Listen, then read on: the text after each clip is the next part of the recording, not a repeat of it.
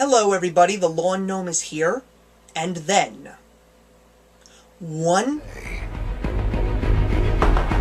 I got in.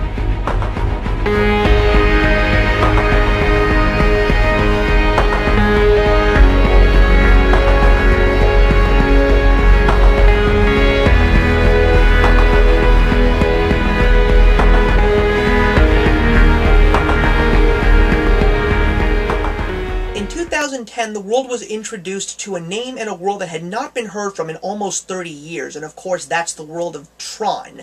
Disney was fortunate enough to give us a much-anticipated sequel in theaters in 2010 called Tron Legacy, bringing Jeff Bridges and Bruce Boxleitner back to us in the famous cult, very early stages of computer animation world that was Tron.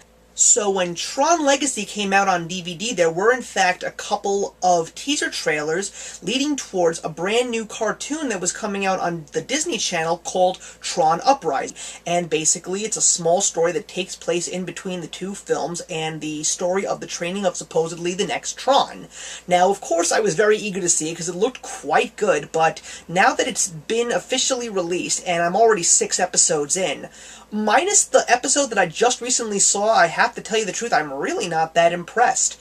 I am impressed by very small amounts of things, like the animation, which is definitely out there and very, very different from anything else I've seen. I don't think the last time I saw bizarre animation like that, it was probably the Phantom 2040.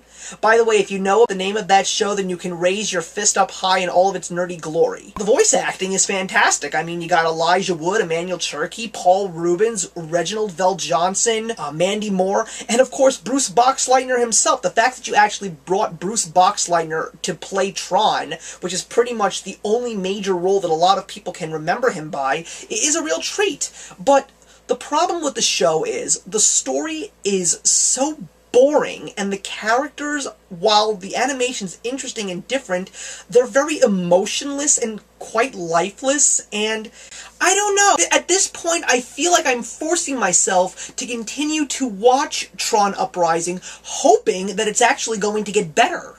And I'm also not too big on the fact that, you know, this is a whole story that was never really brought into the Tron storyline. There were not even any leads to it from Tron Legacy. I mean, they did mention Flynn a couple of times in the show, but that's just about as much of a link that you can get from this animated series to these films.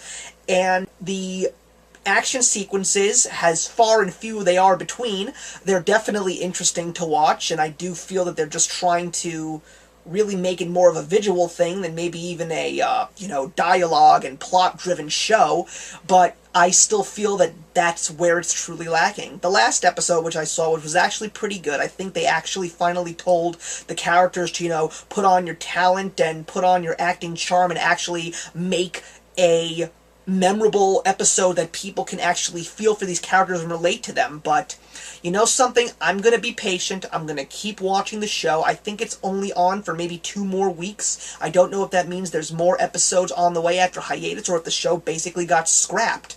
So, not the greatest thing as far as I can tell next to the films. I mean, if you really want to get your Tron fix, go watch the films, because those are fantastic. So that's it, guys. Comment, like, and subscribe, and the question that I want to leave with you today is in fact about Tron Uprising. I've been looking at a couple of internet sites where people can voice their reviews, like IMDb and Metacritic, etc., and it's showing that there are actually some very positive reviews about Tron Uprising. So, I don't know, guys. If you guys watch my show and also watch Tron Uprising as well, and you actually do enjoy it, I'd like you to let me know why you think it's good. I mean, send me a video response, put something in the comment box below, and we'll take it from there. So that's it. I'm the Lawn Gnome, and remember that actions speak louder than words.